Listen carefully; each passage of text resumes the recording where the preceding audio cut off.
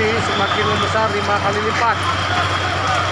Pemadam Banda Aceh besar masih berusaha menjinakkan api di Kediamal Tui Kota Banda Aceh.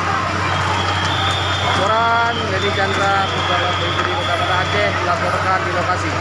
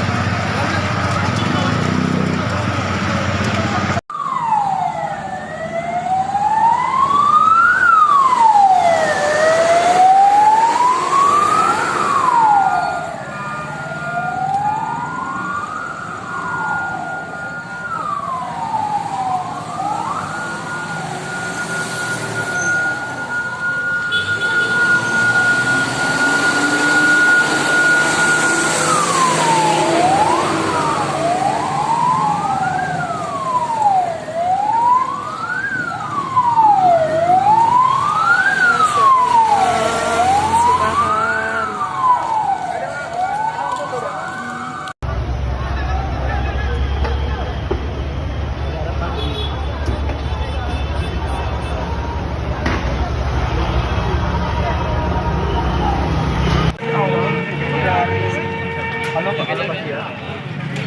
Yang api kedua ini Pak, api kedua ini yang tadi sore. Halo Pak. Halo Pak.